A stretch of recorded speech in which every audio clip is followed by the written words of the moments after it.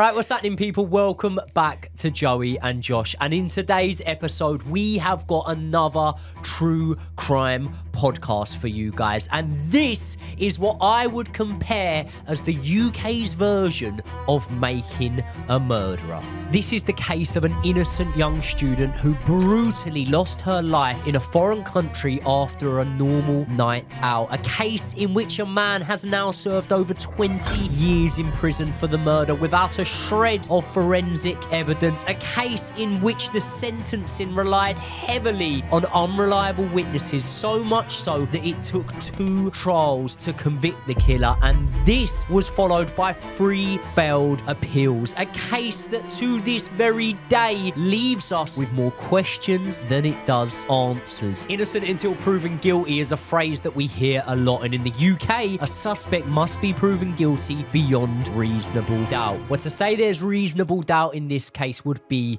an understatement. This is the tragic story of Jong-Ok Shin, her convicted murderer Omar Bengwa, and a suspect that may well have gotten away with murder for the 3rd time. This is a story that you told me about, and to be honest with you, I wasn't sure how interesting it was. But the more and more you kept going on about it, and you did really keep going on about it. What did I tell you? You said to me this was not only just like a Making a Murderer, but this has twists and turns. This has wrongful suspects. This has hidden information that's just come into the public eye. Unreliable witnesses. There's so many elements to this where I'm just like, actually, do you know what? I do need to watch this documentary. So what I did, went on YouTube, watched the entire documentary, but it didn't just stop there, Joey. Not only did I do that, but I went through all of the testimony, all of the information around the case. I looked at newspaper articles. I became a little bit obsessed.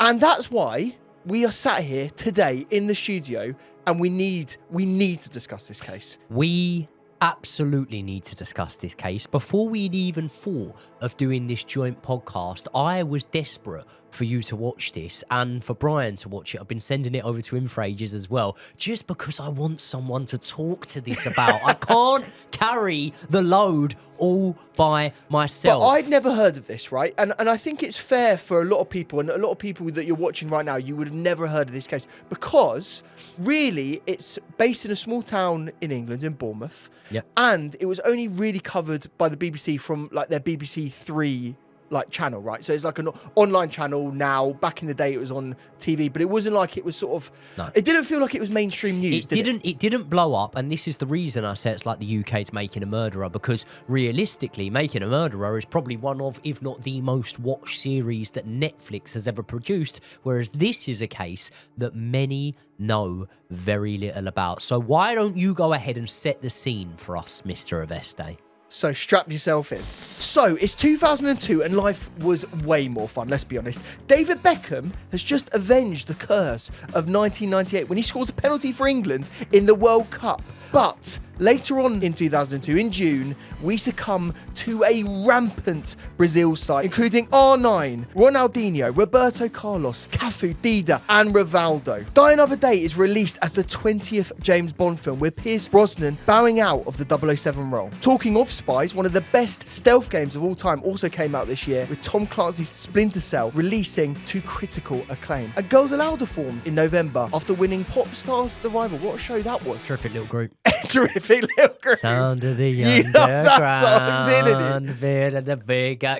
Gone back to it. Back to it. Okay, thank you. Dissolve back in. During all of this joy, something much more sinister was happening. So now we go to Bournemouth. It's a seaside town in the south of England. Comparative to the UK, it's pretty safe. Would you not say so, mate? I would say so, at a glance. But we all know in cases like this, you have to take a much deeper look to really scratch beneath the surface and reveal the truth. Because on the 12th of July 2002, the seaside town of Bournemouth was rocked by the shocking murder of a young Korean student called Jong-Ok Shin, or who friends knew as Oki. Oki was walking home from a night out with friends in the early hours of July 12th. She had been walking with friends, but they had departed to their own home, and Oki was actually just a matter of yards from her residence. But unfortunately, at approximately 2:50 p.m. a.m., Oki was attacked from behind by a perpetrator with a knife who immediately fled the scene. Multiple locals heard the commotion, immediately coming out of their houses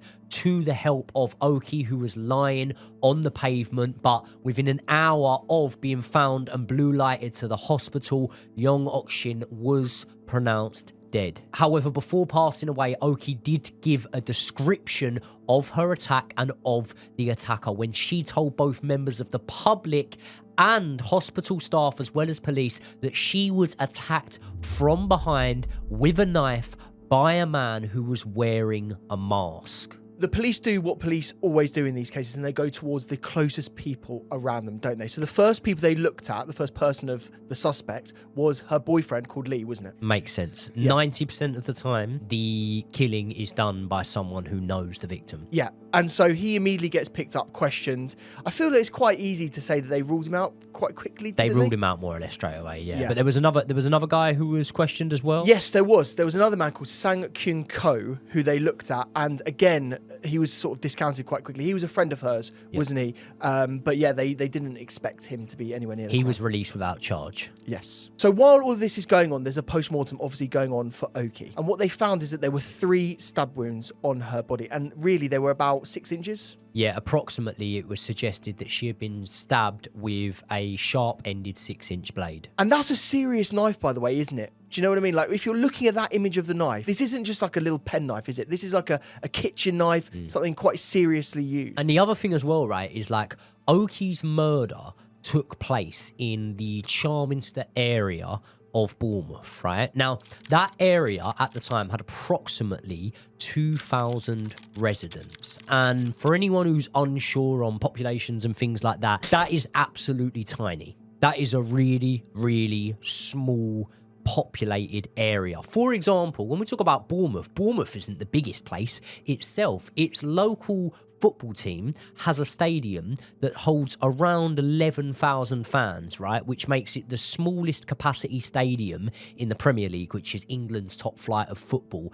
If you put it down into the second division, where there's obviously many more smaller clubs, it would be, I think, the second smallest stadium at 11,000. So for this little area to only have a population of 2,000 people means that a murder in that area is very, very uncommon. But if you think that's mad, how about when I tell you this? That murder was one of 3 murders that took place in the Charminster area within just a 6-month span. Doesn't that make the case that there shouldn't be that many witnesses around then if it's a very sort of sparsely populated area? Well, you would think it would. You would think it would. But after speaking to the guys in question that you've already mentioned, they were pretty much at a loose end. And they were at that loose end until the 22nd of August 2002, when a woman named Beverly Brown is arrested. Now, she is arrested for a completely unrelated crime. She was actually caught shoplifting. Who doesn't like a good bit of shoplifting? You've done it several times. Apparently about Pokemon cards, mainly, is what we've learned recently. Several times today. Now, Beverly Brown, unlike me, was a self-confessed, full-blown heroin addict with a large habit for the Class A substance. She was involved in petty crime, and at the time of the arrest, she was obviously really, really concerned that if she was convicted, if she was sent to prison or anything like that, she would have her children taken off of her. So let me get this straight, right? 6 weeks after the murder actually occurs, this random woman gets arrested. What's that got to do with this murder? Well, when she has been arrested for this unrelated crime, she spills the beans. She tells the police that she knows what happened and she knows who murdered Oki. And that was a man named Ricky Thompson at the time. However, that name then changed to Big Mike. And eventually, the hat trick, the third time, Beverly Brown changes the name to Omar Bengwa, who is the man that you can see behind us. So is she just changing her story in like statements here to the police, or how does it work? No, so basically, obviously, it stretched out over a long period of time. So she gave loads of different statements over the period of time where they were investigating the case. But I'll give you the rundown of what her initial statement said. And that was that in the early hours of July 12th, Brown's driving her car along when she's flagged down by 3 men on the side of the road. And those 3 men, according to Beverly Brown, are Omar, Nick and Delroy. Now, Beverly Brown said that she knew Nick, she knew Omar, but she didn't know Delroy. So now they're driving along, right? And they're driving up the road, and Omar spots Oki, and he winds down the window and apparently shouts out, "Look at the arse on that," about Oki. Then she says that the three men in the back of the car instruct her to pull over the car so that they can go and get the girl that they've seen on the side of the road and convince her to come party with them, basically. So she pulls over. She says she's pulled over for about 5 minutes or so. And then the three men run back to the car in a frantic state. Omar jumps in the back of the car and his top has blood on it, and he removes it and he wraps it up in a bag that looks like it has something else in there as well. And apparently the three men are arguing between each other, and they say to Beverly Brown to drive them to a crack house. Yeah, and then when they get there, she basically says that the men told her that they had a bit of a scuffle because they ended up trying to rob the girl, wasn't it? Like they were trying to rob her handbag or something. Yeah, something like that, yeah. So they then visit 3 separate properties that are all linked with drug use and drug distribution and whatnot. In one of the 3 properties, she claims that the 3 men then raped her. She then claims that she dropped Omar off and that was the last time that she saw him. Yet the other 2 men, Nick and Delroy, instructed her to basically drive them to a bridge where they threw off the bag that she says she saw Omar with in the back of the car into a river. She then carries on driving about all night and ends up in a Fitness First Gym car park with Nick, where she claims that Nick rapes her. And also, she says to the police that about a week before the murder, she and a group of friends are in the Richmond Arms pub in Charminster, and Omar's there, Nick's there, and she overheard Omar and Nick having a conversation about being sexually attracted to Korean women, which obviously, apart from the possible robbery that she was saying took place, would give a second sort of motive for this situation that happened. Off the back of that, Beverly Brown is then put into witness protection. 6 weeks after the murder, Omar is arrested on suspicion of murder. And then the River Stour was searched by police. So police divers went in and had a look at the river. They discovered a bag with some clothing in it. What they expected, based on the Beverly Brown statement, was that the murder weapon would be inside that bag. They looked inside it. It was a set of clothing. Nothing else was found. No murder weapon? No murder weapon at all. And what, at this point, like, do we actually know about Omar? Because the people that are watching can see him behind on screen. He looks, you know, you'd probably scroll left on Tinder, wouldn't you? You wouldn't. Is it left or right? Yeah. Well, you know that inside out, don't you? Clue, I have to say, right, I looked at that picture, and this is the picture that they used as a sort of the cover of the documentary. Yeah. He looks like a murderer in that photo. He looks guilty. He definitely does. looks guilty. He does. Let's be honest. He'd had over 60 charges against his name, and they included 60? They included things like GBH. Right. They included things like burglary, and do you know what else they included, mate? They included one charge of stabbing. Oh, yeah. So he stabbed a victim that interrupted a burglary gone wrong, didn't he? That was it. And it was, to say that a stabbing is not a serious thing is an understatement here. We're talking about a murder, and this guy has got a charge for stabbing someone. Not only that, when he went to trial, the judge said this guy has the capacity to kill someone. So it wasn't all swings and roundabouts for Omar, is what we're trying to say. He was a pretty bad guy. Not only that, Omar couldn't give an alibi for where he was on the night, could he?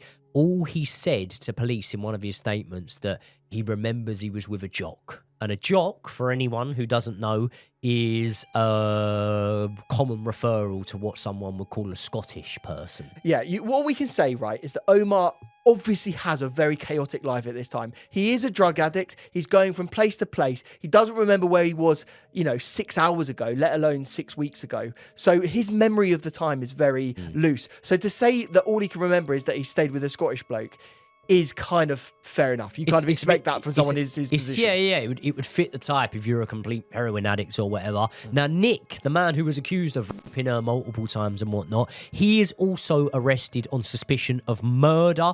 He claims that he was at home at the time of this, and he's released on bail. Now, Josh, from what we've heard so far, What are you thinking? Where's your head at? Because the story that Beverly Brown went into there's quite a lot of detail, isn't there? And, you know, as we say, like, the characters, when you look into the history of Omar and the history of Nick, we don't know that much about Delroy, but they're probably the usual suspects, aren't they? The thing is, right, about this case, when you listen to the direct evidence of Beverly Brown and you take no other context in mind, you just listen to what her phrases are on paper, you have to say that there is a lot of evidence against Omar. She says very clearly that she picked these guys up, that they made a catcall towards this woman, that they ran away from the scene of a crime with potentially blood on Omar. Then they went on and did, quite frankly, a lot of other very criminal things, even beyond the murder. So for me, mate, when I was watching this and when I'm watching this in the show,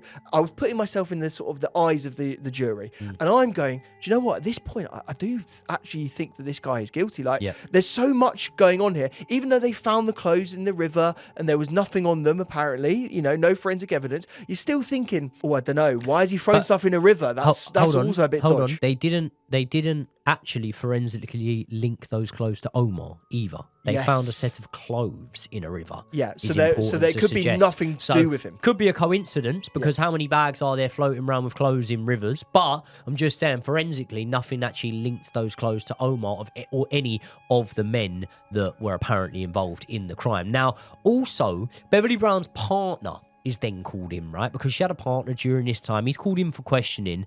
And bearing in mind, it's been 6 weeks now since the events took place. He would have heard a lot from Beverly. She would have spoke to him a lot about that night. And his statement to police is very conflicting as to that of the initial statement to Beverly. But again, let's be honest, they're both fucking smackheads. So how much sense can you really expect to get out of a smackhead, if I'm being honest? Sorry, it's a bit harsh, but it is what it is. Now, not only does Beverly Brown's partner conflict her original statement, but Beverly herself often conflicts the original statements that she has made to the police. So I am going to now start reading you the list of conflicting statements, and in doing so, we're going to try and question the things that don't add up based on her statements. And just from memory, there's quite a lot of these, aren't there? There are a lot, so I'm going to have to read a few of these out. Right, the first thing being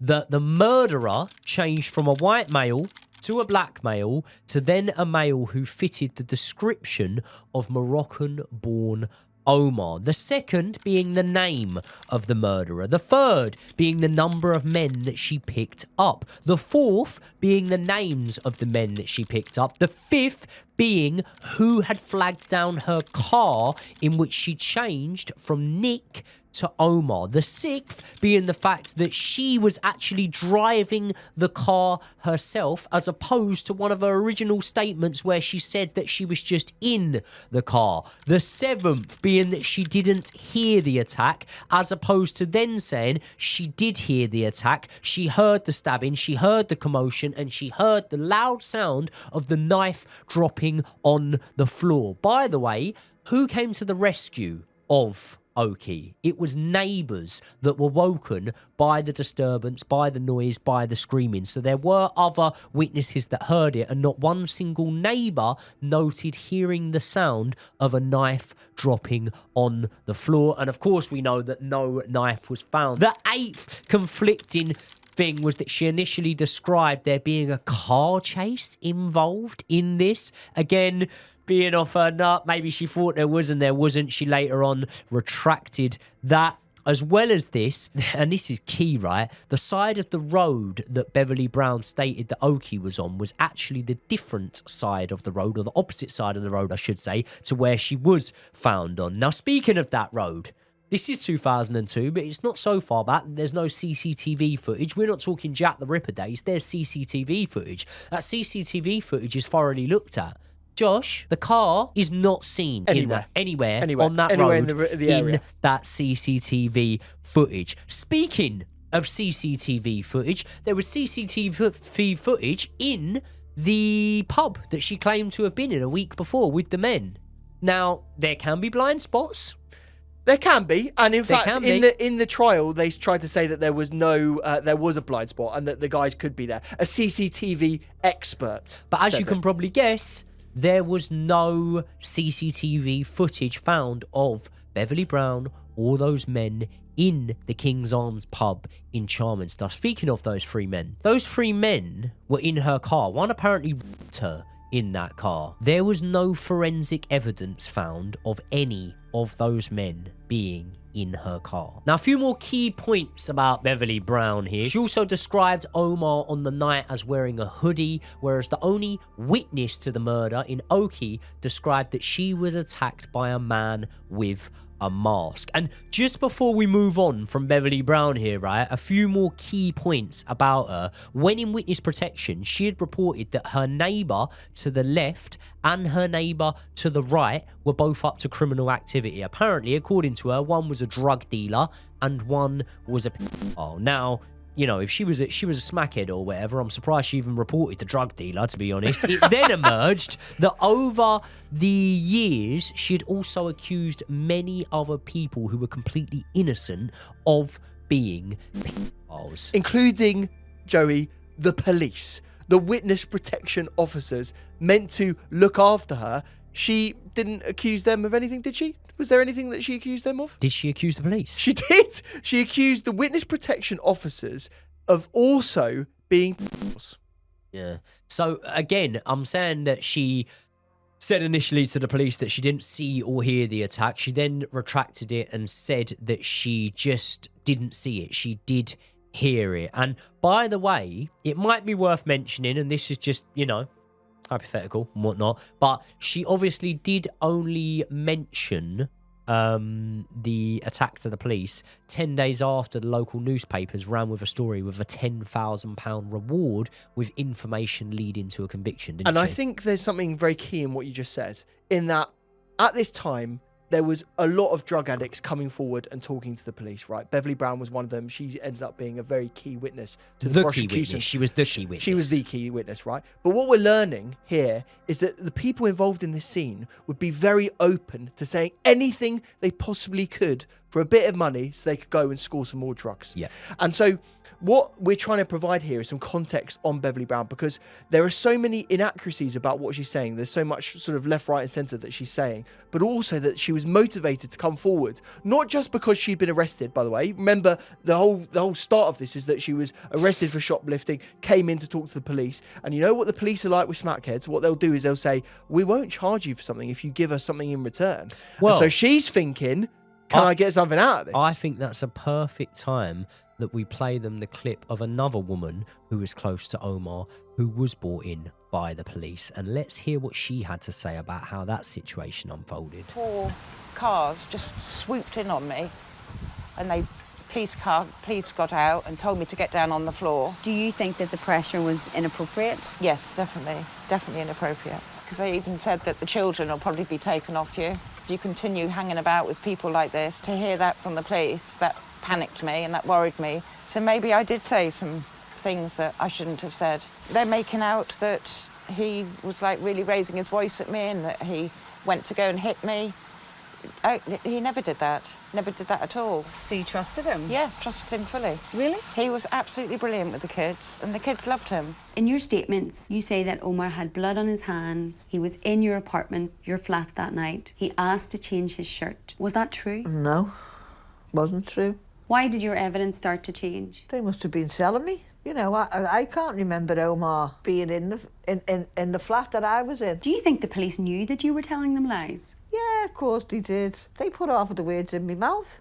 But as much as that sounds like it's a bit dodgy, right, there were a lot of other witnesses, weren't there? I think the total number that I counted was 14 other than Beverly. So Beverly was the 15th witness, and they all testified against Omar in this case, didn't they? Well, as far as I've heard, she was also the 15th crackhead. Because, listen, again, we don't know anything for facts, neither did the police by the sound of things, but pretty much every witness was seen as unreliable. Every single witness had links to the drug scene in Bournemouth at the time. And look, I won't go into too much detail on these witnesses, but again, witnesses changed their stories as well. One of the ones that had said that she actually saw Omar Bengwa with a knife was Mrs. Mayer, I believe it is. She initially gave a statement, and this was, I think, before the autopsy came back, and they asked her to describe the knife, and she described a round-headed small knife. Once the autopsy comes back, and we know the knife that was then used, she retracts that and changes her statement to a 6-inch sharp-headed knife that fits the description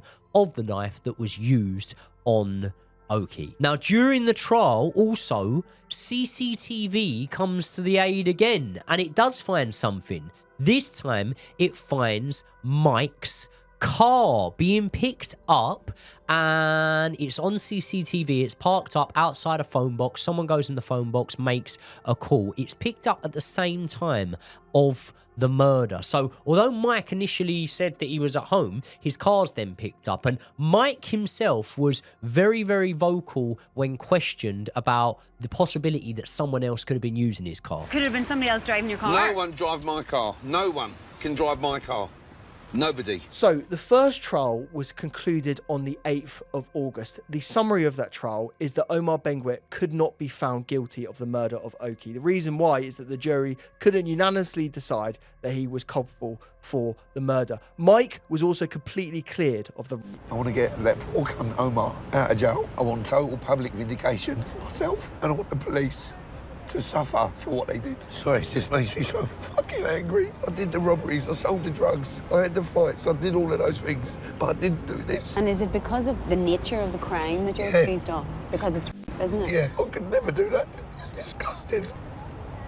I love my mum, I love my sisters, my nieces, my great nieces. I could never do that to a woman. So at the second trial, Omar is then acquitted of rape, and Mike is acquitted of assisting Benguet in the murder of Oki, meaning Mike is now a free man. He's had all these accusations thrown at him, but he has walked free. However, after deliberating for more than 11 hours, the jury could still not reach a verdict, meaning they needed a third trial. By the way, a third trial is very unusual in the British sort of criminal system, right? It doesn't happen very often. Usually, the prosecution gets 2 bites of the cherry. If they can't convict the person, then the person walks free. So the fact that there even was a third trial is incredibly unusual. And by the way, it wasn't just Nick that got off. Delroy completely got off and was deported at the time. So those 2 boys that were implicated in BB statements were nowhere near the third trial. It was only for Omar. Now, in the third trial,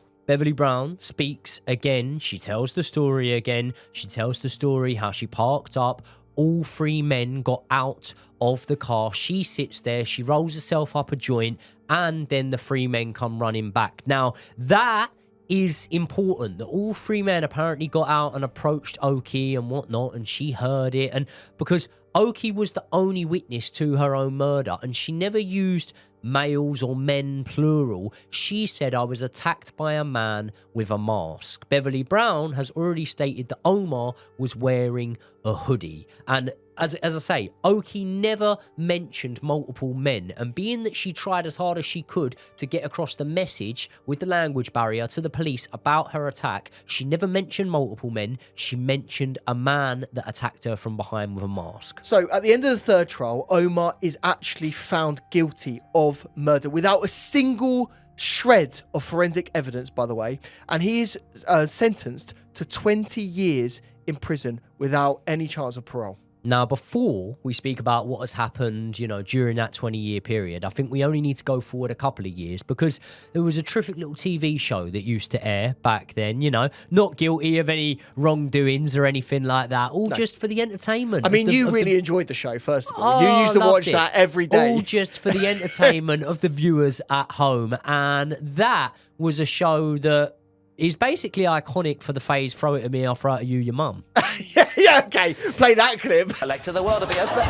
Throw it at me, I'll throw it at you, your mum.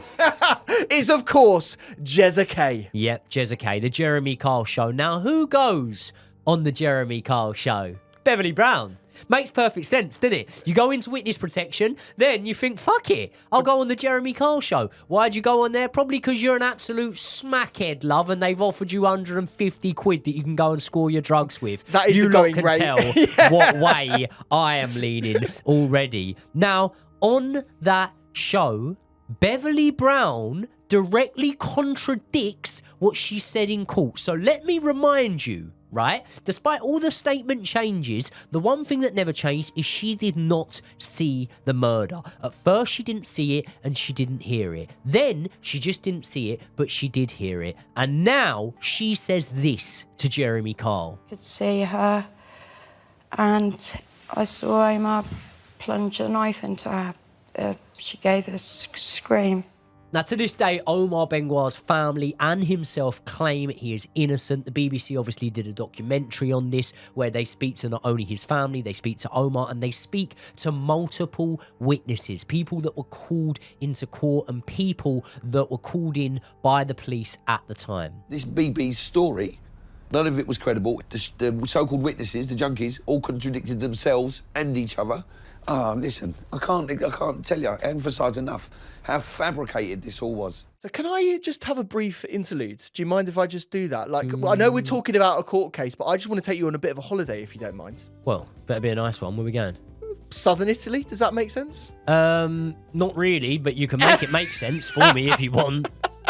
So now we're going to go even further back in time. It's 1993 and we're in the Italian town of Potenza. It's a town on a hill with a beautiful 15th century church called Santissima Trinita, which is where something horrific occurred that you and me, Joey, we need to talk about. A 21-year-old man has pestered a young girl just outside this church called Elisa Claps into a date. Elisa knew the man, but was very wary of him. She'd already said to her brother, Gildo, several times that she was annoyed by his advances and did not want to go out with him. After a few months of pestering, and after he bought her a very small gift for passing one of her exams, she finally felt so sorry for this young man that she agreed to go on a date with him, which started at that church that I just mentioned on the 11th of September. That was the last time that anyone saw Elisa. Not really a date, though, going to church with someone, is it? It's not, but if you're a lovely Italian Christian girl, why not? There's something quite beautiful about that. Sort of Something things quite I have poetic. planned for my dates. I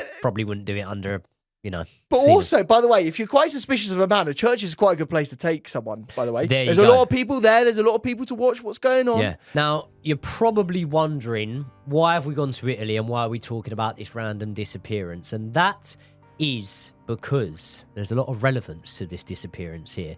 Danilo Restivo, the man who was last seen with Elisa Claps, has now moved to Bournemouth. He's He is living in the Charminster area of Bournemouth, and so much suspicion arouses around this man that when the murder of Oki happens, Italian police even contact Dorset police, who are the police force for Bournemouth, and they warn Dorset police that there is a man that was suspected of a murder that is living in the vicinity. And at no point in any of the trials, there were 3 of them, was Daniel Restivo's name mentioned. Well, do you know what, right? Because this is key to bring this on for. Obviously, Omar is not even let out on bail. He's in police custody in between these trials. And on the morning of November 12th, 2002,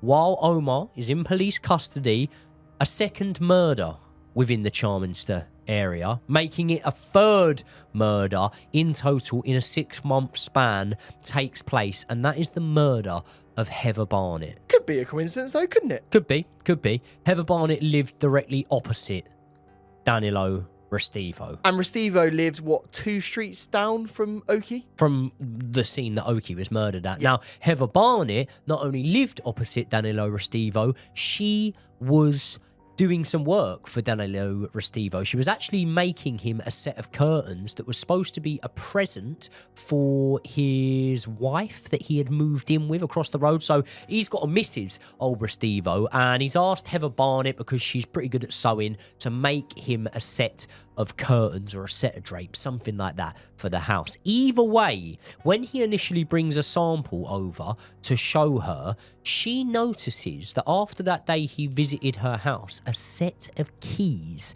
goes missing, and she's so concerned that this set of keys goes missing that she actually has the locks changed on her house. And we then later on go on to find out that she has told friends that she is suspicious that it could be Danilo Restivo. So much so that she walks across the road and she goes over, knocks at the door, and asks the now partner of Danilo Restivo if there's any possibility that he could have accidentally picked them up thinking they were his own, to which it is denied that he did pick this set of keys up. Now, Heather Barnett is a mother of 2, and on the day of November 12th, her 2 children come home from school to find a horrific, horrific scene. I need an ambulance and the police. I've got officers en route. What's happened? My mum's just been murdered. This is not a joke. Right, is that your mum I can hear in the background? No, that's my blooming sister. Right, so where's your mother then? She's lying in the bathroom on her back. And what's happened to her? She's bloody had her pieces cut off her, for God's sake. Right, now who's done that? I don't know. Now, the children immediately leave the house at this point with Heather Barnett's body still inside the house. And there's such a commotion going on that neighbours again come out. They comfort the children. And do you know who one of the neighbours comforting the children is? Tell me.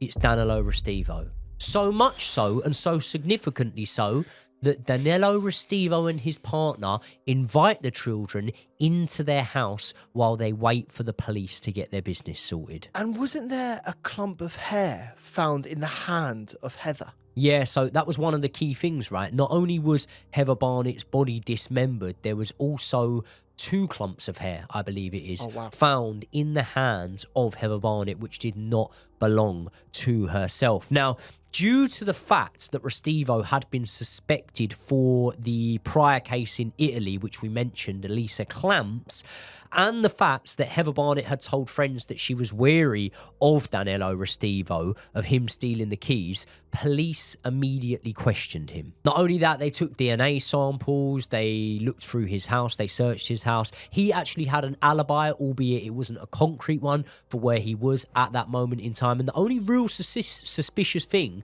they found in his house was there was a pair of trainers in the bathtub covered in bleach. Yeah, but come on, Joey. We've all done that. We We've all cleaned our shoes with bleach. In fact, Who I doesn't? actually colour them with bleach. Yeah, just who to doesn't? make them nice and white. Tie-dye. Tie-dye, yeah. It's very normal. It's to die for.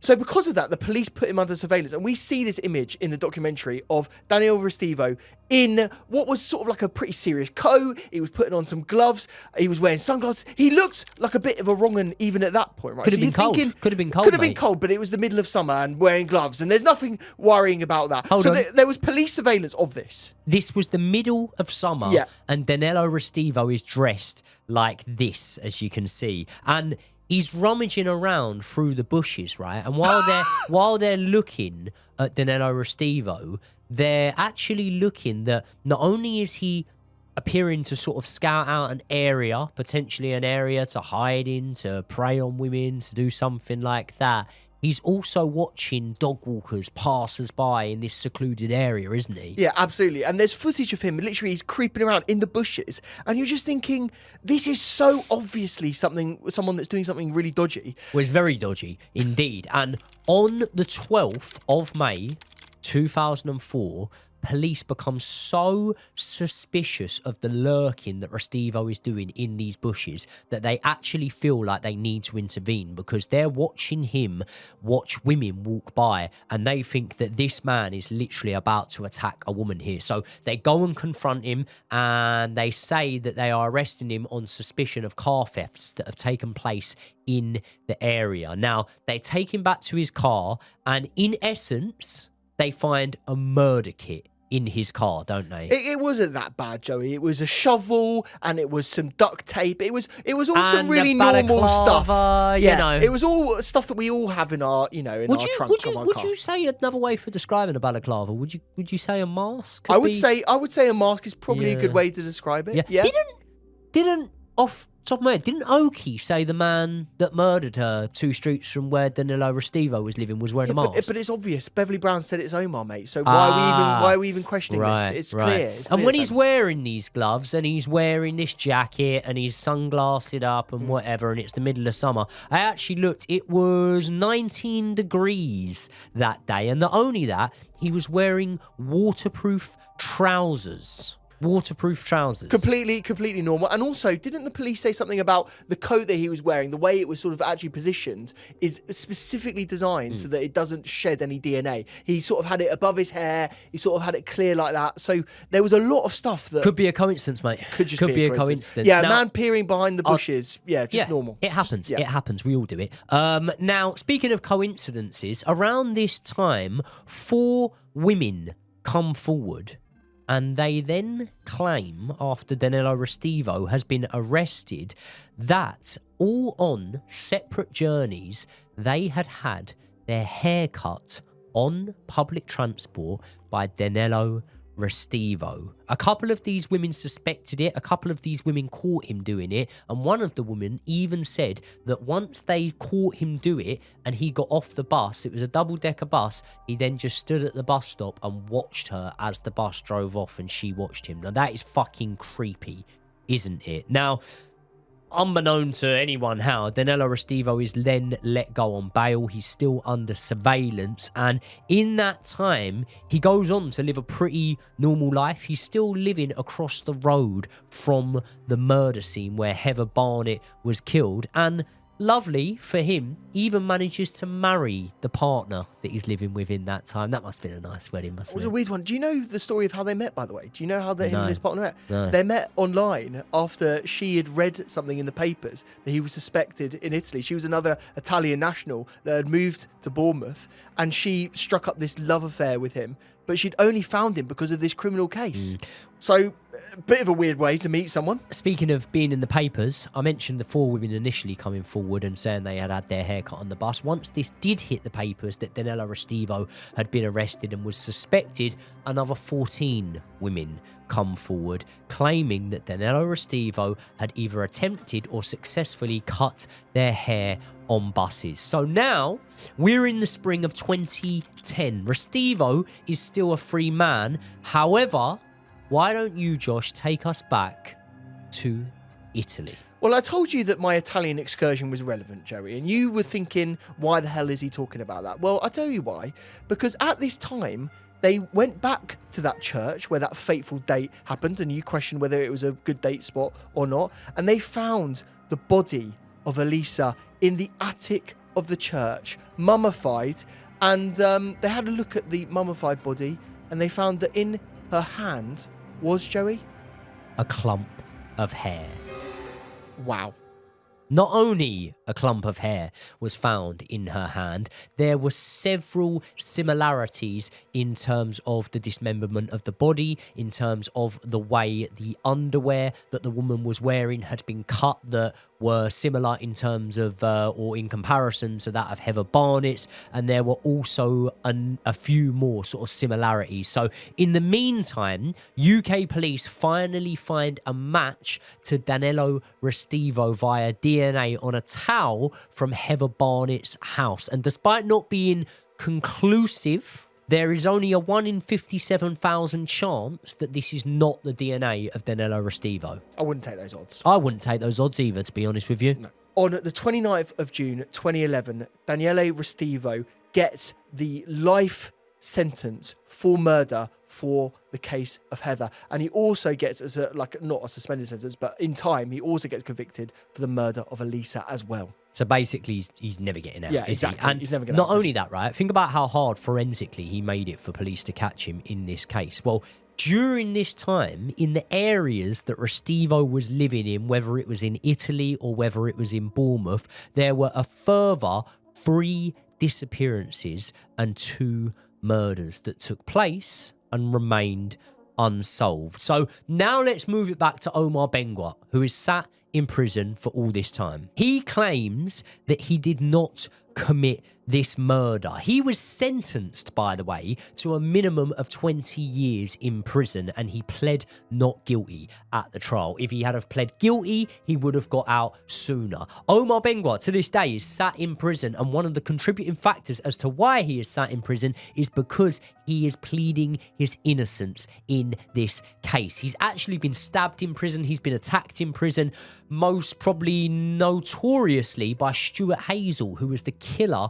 of Tia Sharp, an absolute fucking piece of shit this fella is. He attacked Omar Bengwa in prison, and I believe that was an attack with a knife as well. So Omar Bengwa's been sat in prison all this time for a conviction that was done so without a shred of DNA evidence and on the basis of 14 completely unreliable sources. So you're probably thinking it, and I'm going to say it right now. I, personally, I'm no judge here. I'm no police officer, no forensic analyst, if that's even a thing. But what I'm saying is I don't believe that Omar Bengwa did this murder. I believe that Danilo Restivo did this murder. But is it enough for me to believe that Danilo Restivo was the murderer on just the fact that he happened to murder someone in a nearby area? Do you know what, though? It's all about proof, isn't it? Because they've got to prove that this guy is guilty. Now, it can't just be consequential to say, oh, yeah, he was doing murders in the area and that there isn't anything connecting to him. But do you know what? I think, for me, there was something that connected him to the murder of Oki as well. I think there was multiple things. Go on, let's go through them then. To the murder of Oki. Now, residents of the street were the first people to the scene, and they found the body of Oki. All of them were questioned on what they heard, and they said they heard an argument and screams. Now, the argument and screams from most of the residents that were able to recall were between a female accent and a male accent. The female's accent matched Oki's. The male's accent, from those who could recall, all said it sounded like a foreign man. Now, Omar Bengwa was born in Morocco, but listen to Omar Bengwa talk. I'd rather die in jail. I'd rather be carried in a box saying I didn't do it than saying I did do it and go home today. Omar Bengwa does not have a foreign accent. He speaks like anyone in the Charminster and Bournemouth area would. Now, killers often have fascinations with numbers, don't they? We've seen this in multiple cases. They do. And this fascination with numbers is insane. It all revolves around the number 12, doesn't it? It does. So Elisa Clamps disappeared and ultimately we found out was killed on the 12th. Heather Barnett was killed on the 12th. Oki was killed on the 12th. And the day that the police had to step in because they suspected that Danilo Restivo was about to commit another attack was... the 12th. It was the 12th. Now, once again, Beverly Brown said that the three men approached Oki and that they all got out the car together, yet Oki said that it was a man with a mask. A mask which could be described as a mask, could be described as a balaclava, which was found on him. Now, also, the killing kit, it included a knife, didn't it? That knife was how many inches long, Josh? About 6 inches. About 6 inches long, that knife was. So the location matches, the murder weapon matches, the dates match. Is there anything else that you could maybe link? Do you know what? There was the fact that there was a little bit of hair maybe found on the scene. You know, the police recovered a clump of hair at the scene. Hair at the scene of the murder of Oki. Yes. And it wasn't her hair. It was a blonde set of hair. So, yeah, do you know what? If you add all those things together, maybe there is a case against Restivo. Right, so I think the viewers can pretty much guess what way we're swinging, and that is that I believe that Danilo Restivo is the man that committed this crime. I think that there are too many coincidences here, and I think the clump of hair being found at the scene, you don't just get random clumps of hair on the floor. It's a weird everywhere. kink, by the way. It's a weird kink to have. Like, it's pretty... You know when, like, serial killers have very recognisable tattoos? They're always the ones that get convicted first, you know what I mean? So, like, this guy ripping out a clump of hair, it's kind of his signature, isn't it, really? People will be sat here and they'll be saying, well, hold on. Well, if the real killer is Danilo Restivo, why hasn't he been convicted of it? And for me, it's pretty simple, isn't it? Because in doing so, you then admit to basically tampering with the case by the police. Coercing a witness. I mean, BB is there. She's in police custody. She's being, I would say, should we use the word strong-armed? She's being strong-armed into presenting a case because she wants the reward, she wants the money, she wants the recognition, she wants the fame, she wants the subsequent money that comes from Jeremy Kyle and everything else. Yeah. And so she concocts, as I believe, allegedly, concocts this story to say that she knew exactly what happened on this night and implicates this man who ultimately we believe is a bit of an innocent man. And we've got to remember, right, like, being such a small area, there is an immense amount of pressure after that second murder and after this murder of a foreign exchange student, there's an immense amount of pressure on Dorset police to nail the killer because there's growing anxiety in the community. And one of the first people that you're always going to be able to do something like that with is obviously going to be a local crackhead, isn't it? Yeah, ultimately, you can understand why the police are doing what they're doing. They're just trying to get to the bottom of the case. They're trying to find every witness they can, and they find 15 of them, and they go through and they just go, look, just tell us what happened on that night. Sometimes it doesn't have to be overt coercion to make someone say certain things. Like sometimes it could just be, look, what do you think has happened? They've seen the news. They've heard different rumours from different people. That's why these stories are so incoherent and they're changing all the time because people hear a new rumour. In fact, we even see this in the documentary. Each of these witnesses go back and they say, do you know what? Actually, I repent that statement. Yeah. I didn't actually mean what I said I meant because at the time I was in a very bad place and I needed to get out of that, whether that was money or escape from the police or escape a charge. And in fact, Nick says something very poignant, I think, in the documentary. He says, they would get nicked for something, you know, and then a copper will get hold of them and work them and just like say to them, look, I'll give you a break on this, but you got to give me some info.